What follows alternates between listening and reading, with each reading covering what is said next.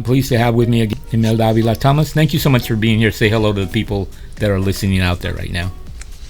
Well, thank you very much for having me. This is a great opportunity, and it was great meeting you and those events that you hold. First and foremost, the mission of our agency is to promote and achieve compliance with labor standards to protect and enhance the welfare of the nation's workforce. We are lucky to have a district office here in San Antonio. We have a local office currently. We're located at 727 East Cesar Chavez. It is a temporary location. Our permanent location is on Morocco Street, 10127 Morocco. We do have a local phone number, and I could provide it. I'll probably give it multiple times. It's 210-308-4515. And I'll also be giving my personal number, so it's a direct number, and it's 210-308-2323. And as you stated, my title is Community Outreach and Resource Planning Specialist. I think it's one of the longest titles, but my job is to pretty much provide this information to employees, employers, organizations, pretty much anybody who is willing to listen and just receive the information. Most individuals may not be familiar with the wage and hour division. We are responsible for enforcing some of the nation's most foundational federal labor protections, which include minimum wage, overtime, child labor, family and medical leave, and prevailing wages for government services and construction contracts. That is quite a mouthful. We do this using 3 strategies. Our first focus is prevention. So we want to make sure that we prevent any wage and hour violations from occurring in the first place. As you mentioned, knowing what it is that the expectation is extremely important. It minimizes the need for investigations and work interruption. And then we provide outreach and education to workers, advocates, unions, employers, and other stakeholders to help us achieve this goal. We need to be a trusted resource because the success of wage and hour is when workers get paid correctly on payday. So that is when we're successful. We focus on compliance by providing comprehensive compliance assistance so we can promote early detection and correction of potential wage and hour violations. And then finally, we are an enforcement agency, so we provide regulatory certainty by enforcing labor protection laws fully and fairly. So, as I mentioned all of that, people may be a little perplexed as to, well, what does this mean? How can I get the information? I think one of the first steps is, as they attend some of these networking events that you host, I make myself available to answer those questions. We also have our website, which is extremely user-friendly, and I'm not saying that as a biased individual, but it provides information. It has areas for employees, employers. It has different tabs, so people are able to use that tab accordingly so that they have that information available. Just some statistics. In 2021, our division recovered more than $230 million in back wages for over 190,000 workers. We recovered $8.4 million for over 10,000 agricultural workers, $36 million in back wages for more than 21,000 construction workers, and more than $34.7 million in back wages for over 29,000 food service workers, and then $13.8 for over 17,000 healthcare workers. These are mostly under the Fair Labor Standards Act, which requires most employers to pay at least the minimum federal wage and overtime for all hours worked over 40 hours a week, which is, it was back in 1938, which is the Labor Standards Act. One thing to keep in mind is that calls to our wage and hour division are confidential and our services are free. So if you ever hear that they're charging for complaints, those are free. Whenever I provide outreach, it could be in the form of a seminar, a presentation, a booth. It could be compliance assistance where, let's say, a general contractor may call and say, I have a question about XYZ. We have multilingual staff, and we can communicate in more than 200 languages. So if there's a question about they may not speak the language, we do have a translation service available. So workers who have been denied overtime, pay minimum wages, family medical leave, or their last paycheck should contact us. I'm going to give the 800 number as well, because I know not everybody may be within the area, and that is 1-866-487-9243, 1-866-487-9243, and that is the 866 number. In addition to that, we also have some other free resources, such as the DOL timesheet. And that allows workers to record their hours and calculate their pay using their phones. Nowadays, we use apps for everything. Right. So that is one really easy way for them to use it. Additionally, another database that we have, it's called WOW, Workers Owed Wages. And that workers can search online if they think they may be owed back wages collected by the Wage and Hour Division. It is a really great way for them to get the money. They have earned it already. Right. And if I can jump in real quick, Sure. because you're talking about that right now, and it just kind of, hit me in what you're saying. I know that we're talking about these are like the owners that are required to have some of these things in place, but if you are an employee, and I think you had mentioned at the beginning that you recovered like X amount of money, are these the employees that for some reason or another they either didn't get paid or they maybe were shortchanged, they weren't getting what they were supposed to, because again, like you said, the minimum wage, I mean, that's standard for everybody, right? That you have to at least be able to pay that out. But for some people that may not know that, they may be getting paid less than that and thinking, oh, well, this is what it is. But do you also, if someone maybe is thinking that, what, I'm getting shortchanged here, can they call or go and get help from your division? Sure, yes, they can call. They can call and they could file a complaint. That's what they're called. If they think, what, I'm not making the minimum wage or I'm not getting paid overtime, and they'll speak to somebody who will assess the situation. But the WOW, the Workers Owed Wages, is the database that actually has, if they've already conducted an investigation and we have found violations or we have found back wages due to them, that's where they could search. So sometimes they may hear the Department of Labor was here and there's money that may be owed. That's where they could check if there's actually money owed to them. So that happens normally when it's word of mouth. They hear, hey, I got a check from the Department of Labor, you might want to check. That's a really good database for them to see if there's money owed to them. Because a lot of times I know I hear some things like that, hey, they haven't paid me, or he's holding the check, or I don't think that I got paid what I should have gotten paid. So again, this is another way of, if you're out there, because you have both sides here again, right? You have the employee and the employer. Everybody has certain rights and everybody is required to do the right thing, of course, within the law. And so that's good to know, because a lot of times I would hear that and I wouldn't know. It's like, well, yeah, you do have a right. And who do you go talk to? Because a lot of times they think, well, I don't know where to go. And unfortunately, sometimes that stops you from going and fixing the problem, because it's not, you don't know where to go. Yeah, and I always say, give us a call. If we do have to refer you, then we may refer you, there's state law, we enforce federal, so we may say the state may be better suited to assist you. But if you give us a call, we can definitely look at your situation. We may ask you questions, but like we said, they are confidential and our services are free. So just calling does not cost a thing. One of the things, and as we're mentioning, there's a large population that we obviously cannot go to every single establishment. We're not able to so we focus on stakeholders, and particularly those that serve as trusted intermediaries to vulnerable or underserved populations, to help us provide critical access and information to those workers who are least knowledgeable of their rights and least likely to interact with the government. So oftentimes they do get taken back by reaching out to the government, so they may be more likely to reach out to an organization that they may interact with more often. So we do get calls from somebody who may be assisting, I hear that this company may not be paying overtime, or we do take those complaints. They're called third-party complaints, so we do take those as well.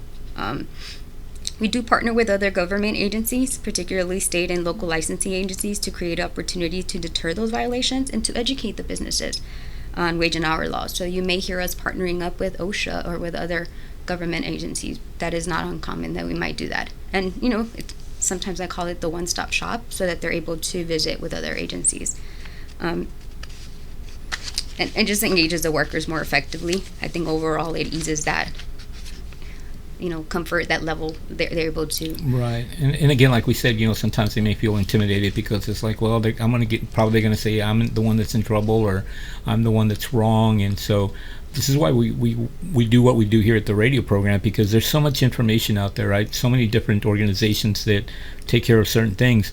But I always believe that that information is power, right? The more you know, the better you're equipped to make a decision, or maybe to follow up with something that may be someone that maybe is doing something wrong, and you're thinking, well, I better not say anything because I'm going to get in trouble.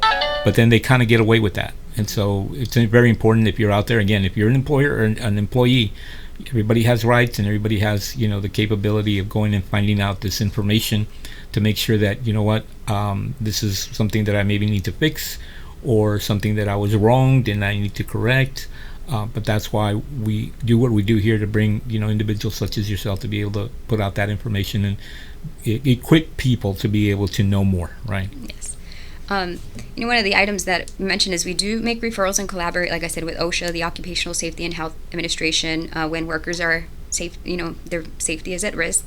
This includes heat safety, which has been particularly important during the summer in particular, but also with like child labor cases. That is another time when we may work with OSHA closely. We participate in task forces and work cooperatively with law enforcement, such as for labor trafficking cases. That may be another area. We may be interviewing workers in their preferred language and making sure that they're paid for the hours that they've worked. What really quick, something you mentioned, that because I deal with youth and all that, as far as like how old can you be, or how old do you have to be in order to, let's say, get hired by an employer? We do have agriculture and non-agriculture, so there's a difference for the age, but normally it is 14 for non-agriculture occupations. Okay. There are restrictions as to the actual work that they can perform. My number one suggestion is always, if you're going to be hiring under 18, just make sure that you look at the regulations so that you ensure compliance under those. There's record-keeping regulations. It's called youth rules, and it provides the information that you need. I always tell them it's not illegal to hire under 18. Just make sure that you're in compliance with the child labor regulations. And that's that's something totally different than if you were hiring an adult, right? Because it's they're underage, of course, and I see sometimes like kids that are like, let's say at McDonald's or something, I'm like, man, how old are you? Because they look really young, and I'm thinking, well, they're covered by the law.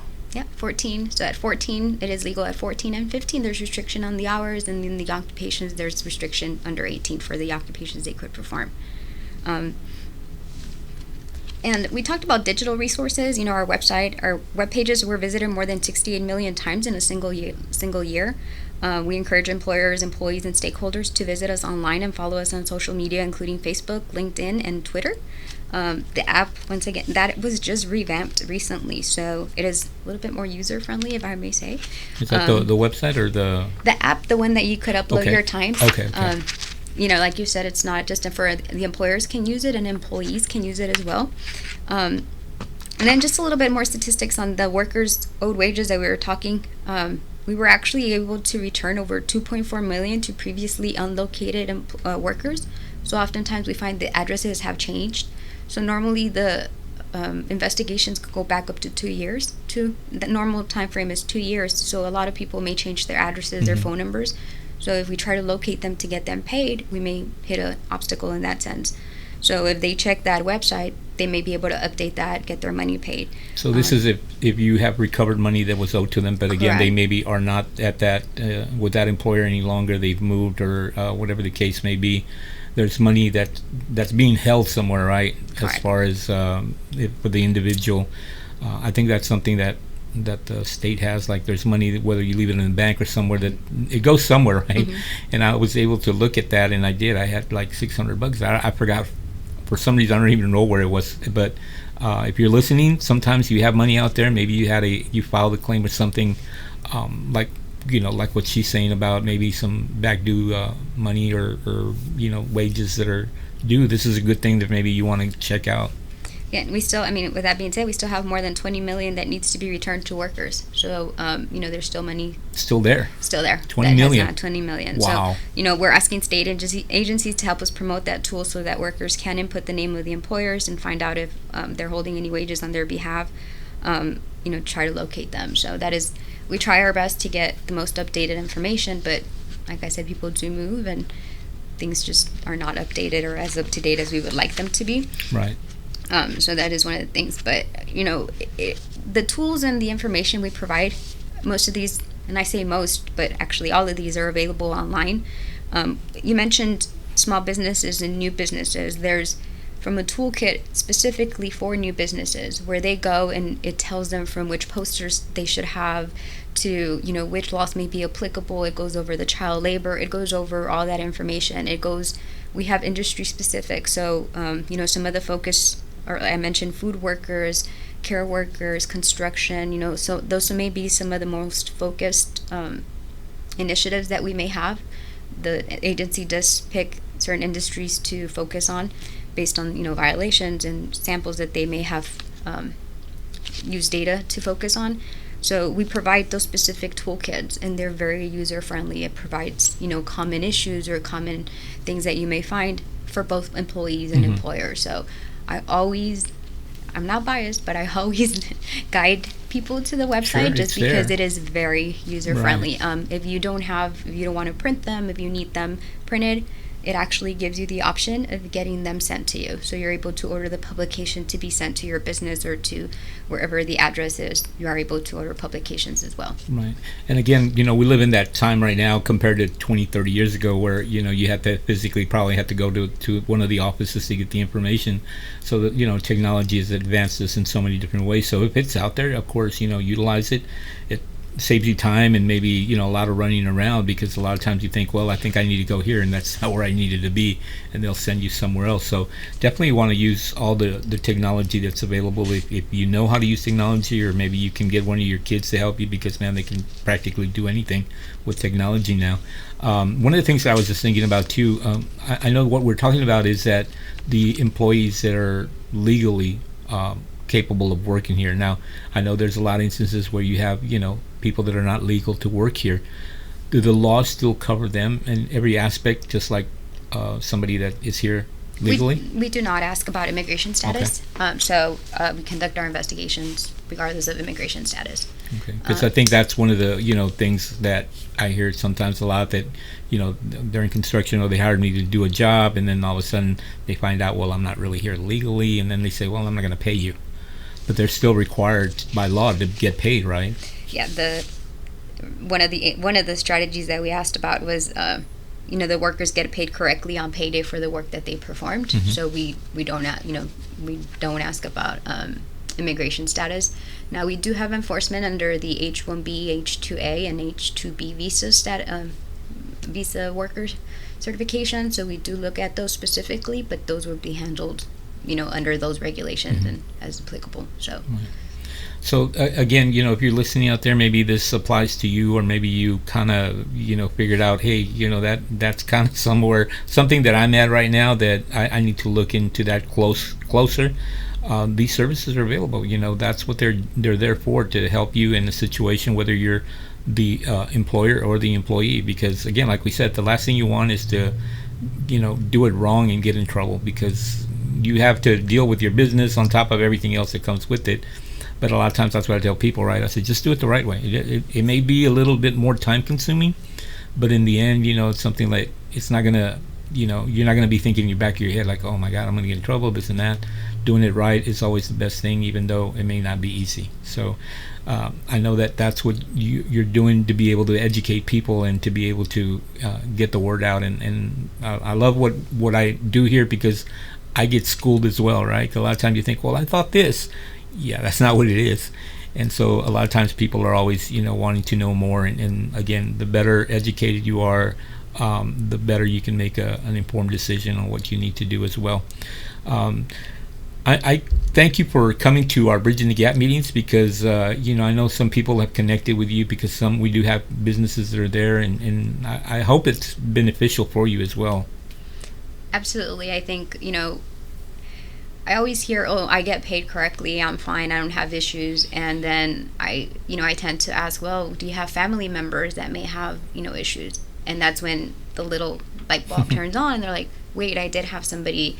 Or, in our daily interactions, we may come across something. And I always say, just remember that lady from the Department of Labor. And, I've been with the agency for 13 years now. So I was an investigator prior to this. So I do have some experience in this area to where I think if I don't know the answer, I am able to look it up, and that is one thing I love about this job, that I am able to say, you know what, I don't quite, let me find out for you, but it is, these laws are pretty, they could be a bit overwhelming, but there's a way to break it down and find that information. Yeah, and I think that's what overwhelms a lot of people. They think, I don't know where to go, or if I start looking into something, it's like all this jibber jabber, right? I don't understand. But again, there's resources, or there's individuals like yourself that are there to help, and don't ever just say, well, I'm not going to do anything about it. You're gonna, again, there's 20 million sitting somewhere, and you may be owed some of that money, and again, you don't know until you know. So definitely want to tune in and be able to figure out, hey, I know this, and I'm going to go here to get that information. Really quick, we're almost at the end of the show. Where can they reach out to get that information if someone is maybe thinking about what you've been talking about? So the website, the Workers Owed Wages, that's the acronym for it, and you could find it on the DOL.gov. I believe I'll be able to put links on when I'll get that information from you, and I'll we'll give put you it all on the links so you could find it, but it's fairly easy. You put Workers Owed Wages, you could put Wage and Hour, Department of Labor, and that should be able to lead you to it. Okay, well, thank you again, Amelia, for being here, for taking time and educating us, right, with all the information.